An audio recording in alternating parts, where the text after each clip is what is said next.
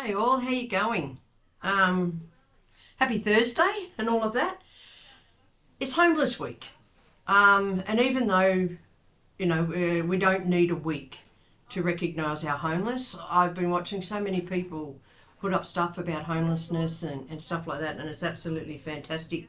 So what I thought I might do is do a series on the homeless, from what we know, who they are, where they come from, and the reality of actually being homeless and what's out there for them, just apart from charities and everything like that. Like what is out there for them to have hope for, I suppose.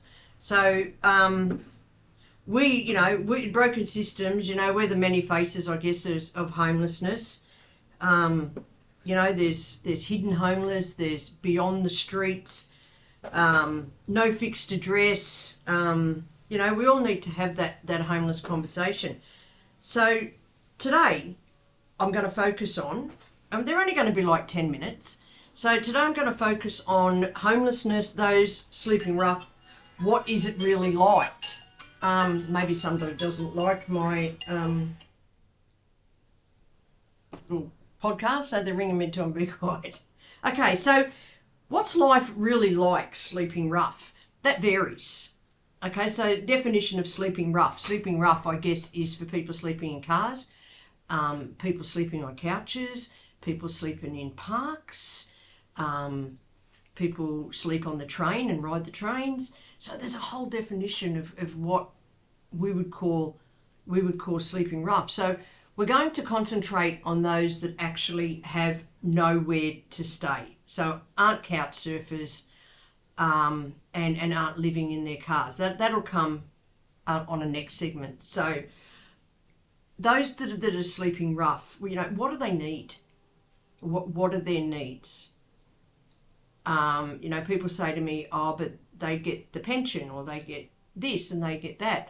Yes, that's true for some of them, but you have to have an address to have your information sent to. If you don't have the address to have your information sent to, then you can't get the dog. You just can't get it, because that's just the way that it is. You can't have a post box, and so you've got to have somewhere or someone that is prepared to do that. So some people out there are and do have money. And some don't, but you can't differentiate between them. You can't say, well, you on the pension, or you get the dollar, or whatever the case may be. So, we see people come through here all the time, and we know the ones that get some sort of unemployment and some that don't. But, the rough sleeping isn't about money. It's not about what they get and what they don't get, how much food they buy, whether they're drug addicts, it's not about that. It's only about the word homeless. Okay? The other stuff is stereotyping homeless people. And yes, correct on all versions of some of them. Our homeless cover the whole range of addicts, alcoholics, thieves, criminals. Our homeless do all of that. But does anybody stop and think that there's a much larger part of our community that perhaps isn't homeless, that also cover jobless, addiction, gamblers, alcoholics, criminals? So we can't stereotype. So you have to just look at these people.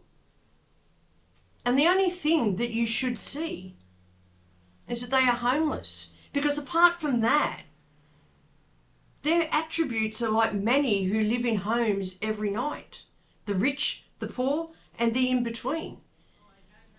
Because criminality and addiction and alcoholism and gambling, they all affect all type of people. They don't care. They don't stereotype.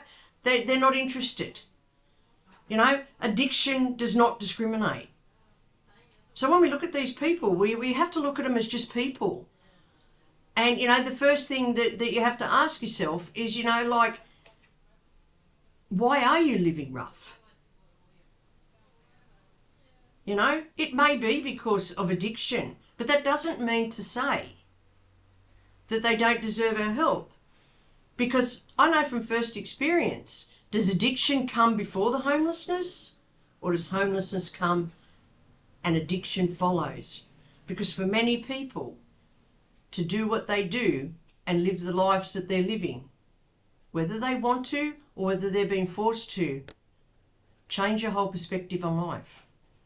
Change what you hold dear. They've been let down. They've been kicked by society, sometimes justified. And again, I'm not saying that it's not.